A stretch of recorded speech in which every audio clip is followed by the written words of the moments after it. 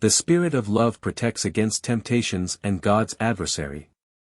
Always remain in the spirit of love. Only then will you be protected from the enemy's onslaughts, for he takes flight from love, and a person with a heart full of love will not be approached by him. However, as soon as merely a tiny spark of unkindness makes itself felt in the human heart, he can slip in and will try every means to make more space for himself. He will entice him into becoming impatient, into becoming self-righteous and proud in order to stifle the love in him, in order to then have free rein and to make the human being's will compliant to him. He will never succeed where love is present, for this offers him no target, it defends itself and has the strength to repel him. Yet time and again the human being encounters situations in which he should prove himself because he can only ascend by fighting or helping. And thus, he will have to overcome opposition, he will have to bend down to the helpless person and help him get up, thus he will have to practice helpful neighborly love.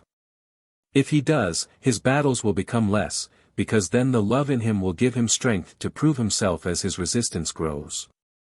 Yet the human being must take care not to let the fire of love die down, if he does not want to hand himself over to the tempter who is instantly prepared to help by extinguishing the fire of love entirely. He is full of cunning and trickery and a master at setting traps into which you gullibly fall if the light of love in your hearts does not burn so brightly that you recognize him no matter how cleverly he disguises himself. Hence, the call can only ever go out to you, remain in the spirit of love, for then you will be united with God and need not fear the enemy. And you can also successfully face every temptation with love, regardless of its nature. If people want to humiliate you, if they want to provoke you into becoming impatient, if they try to make you envious, the tempter is always behind it and you will defeat him and chase him away if you remain in love.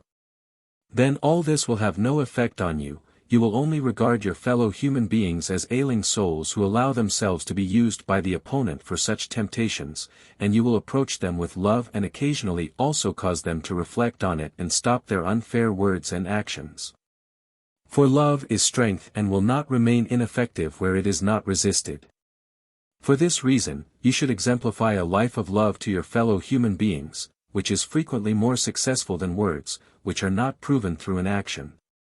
Remain in love and remember that you thereby remain in the one who is love himself, and that his presence is an assured protection against all onslaughts by the enemy of your souls. Amen.